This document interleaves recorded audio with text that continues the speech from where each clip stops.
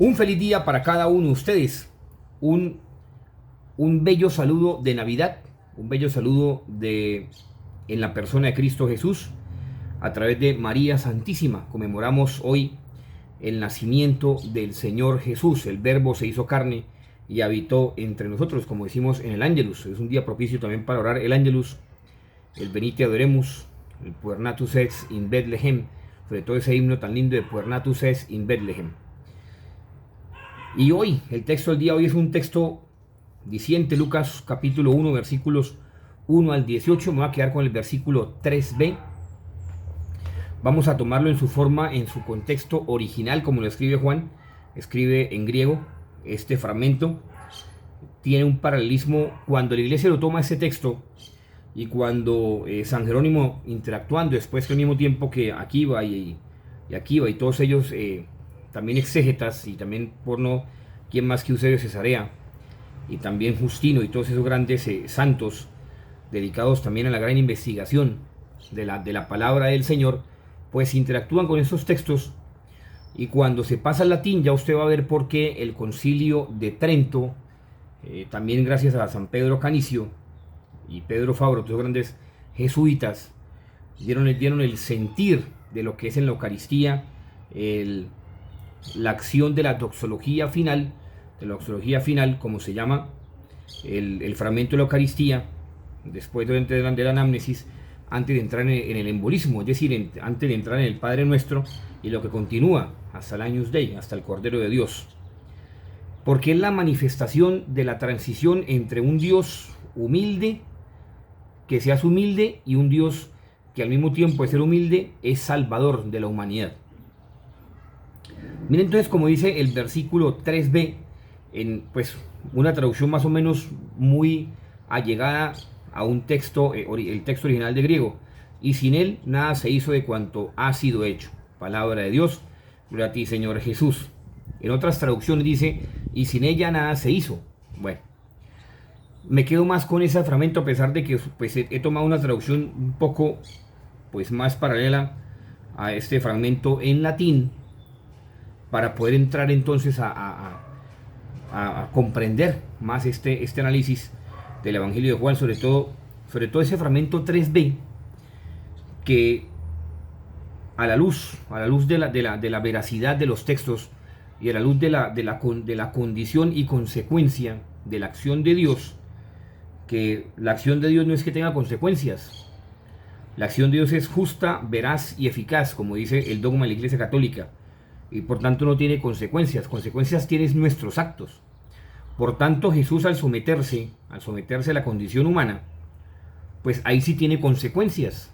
Tiene consecuencias porque su veracidad, su justicia y en su forma más explícita su eficiencia, como Hijo de Dios, pues va en detrimento de lo que es el mundo. Por eso, si usted quiere seguir a Jesús, siempre va a estar opuesto al mundo. Usted no puede pretender seguir a Jesús y vivir cómodamente en el mundo, porque sería un mensaje, una antítesis de lo que es el mensaje de Jesús.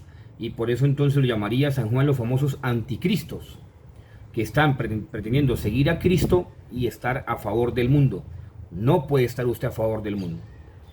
Y por eso, mire como dice en griego el texto, Haios ausos, egenetos faith en eu, gegonen. Palabra del Señor, gloria a ti Señor Jesús. Cuando se mira el fragmento original aquí, como escribe San Juan en griego del siglo I antes de Cristo, transición hasta el siglo más o menos segundo, que viene la reforma del griego, una reforma, un paralelismo que hay en ciertas comunidades primitivas, pues uno se pone a pensar, ¿sabe? Uno se pone a pensar, y cuando lo traducen al latín, mire como dice en latín, et sine ipso, factum est nihil, quod factum est. Pero ya vamos a entrar en ese tema. Por ahora me quedo con este fragmento en griego. Hai horeis autos egenetos ousethen e gougenonen. Eugenonen. Pues, por favor, siéntese bien. Por favor,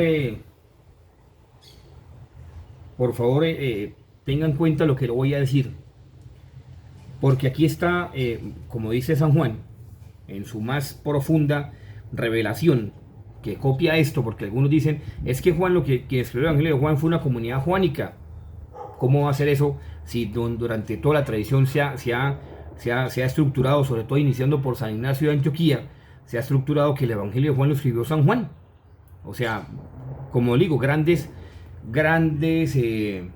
herejías de las famosas parte de lo que llaman los adopcionismos teológicos, que repercuten en una relajación teológica que, por el contrario, antes de cimentar la fe, lo que hace es poner en duda la existencia de muchas cosas de parte de Dios. Y eso es lo que la iglesia hoy está luchando contra eso. Hoy la iglesia está luchando contra eso, contra esas herejías, como decía también su santidad Benedicto. Benedicto lo dijo sabiamente el 13 de mayo. Los enemigos de la iglesia no están por fuera, están por dentro. ¿Y quiénes somos? Nosotros, cuando no damos buen testimonio. Y por eso, bueno, en fin, no tocó más el tema, simplemente un brochazo de lo que dice el Papa Francisco. Y la gente se rasga las vestiduras porque piensa que van a casar homosexuales. ¿Quién dijo eso? Bendigan a esa gente para que gane el reino de Dios, para que tenga conciencia de lo que está haciendo, del pecado que está cometiendo. Bueno, en fin. Entonces, por favor, tómese, siéntese bien y tengo que referirme para poder hacer una buena introducción a lo que estoy diciendo. Tengo que referirme también al un gran padre, Cirilo de Alejandría, en su famosa Cristología, en su famoso Cut Unus in Christus, compendio de la Cristología de Cirilo, de San Cirilo, el famoso Logos Sarx, o sea, la palabra que toma su carne. Y debo citar una frase para poder entrar en ese preámbulo, para poderme hacer entender que no solamente lo que yo digo, sino la tradición de la iglesia, cuando dice Mia fusi Zeus Logos César Homenos Homenein. Es impresionante. ¿Por qué? Porque él está advirtiendo sobre todo en su obra contra Juliano in Imperatorem, que él escribió una obra que llama Adversus Galileos, sobre el concilio de Calcedonia también, y también apoyándose a San Atanasio. Pues quiero dejar claro que Dios se manifiesta a través de María,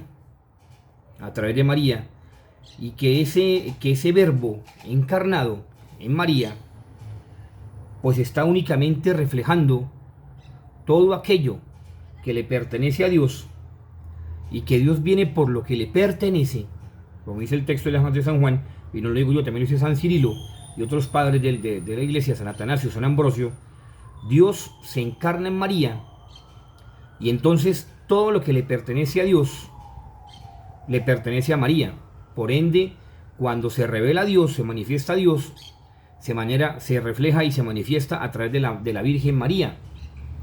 Por tanto, todo lo que tiene que ser regenerado va a ser regenerado a través de donde él tomó el verbo tomó la carne y la sangre. Por eso obviamente San Cirilo dice Logos Ars, el compendio de Logos Ars, que obviamente después fue tenido mucho en cuenta porque él luchó mucho contra Nestorio con sus tesis absurdas y todo. Bueno, en fin. Entonces, para que usted no se rasgue las vestiduras y no crea que yo le estoy diciendo cosas que están fuera de la tradición de la iglesia con respecto en especial a la Mariología, pues tengan cuenta de que Dios viene por lo que le pertenece y por lo que Él ha creado. Y Él lo ha creado a través de la gran manifestación de Dios, a través de quien se manifiesta en plenitud. ¿Y quién es? A través de María Santísima. Entonces, por eso San Jerónimo y el Concilio de Trento, teniendo clara sabiduría sobre el respecto de lo que acontece con el Evangelio de Juan y lo que Juan manifiesta, pues toma estas palabras: omnia per ipsum factus sum, et sine ipsum factum es nihil, qua factum es. Y por eso cuando usted escucha, cuando usted vive la Eucaristía y participa en la Eucaristía, y cuando se celebra en latín la Eucaristía, en el momento de la doxología, se dice per ipsum et cum ipso et in ipso. Y no son palabras sueltas, no es como decir ahí, sí, por él, con él y en él. No, tiene una relevancia con este fragmento, porque como dice el Concilio de Trento sabiamente, y también lo dicen los padres de la Iglesia sabiamente, pues está haciendo referencia de que está devolviéndole lo que a él le pertenecía por gloria, se lo está devolviendo mediante aquella a quien se ha manifestado en plenitud, para que a través de ella se refleje el verbo de Dios. El verbo de Dios. Un misterio insondable. Un misterio insondable. Por eso el día de hoy hay que pensar entonces. Hay que pensar entonces.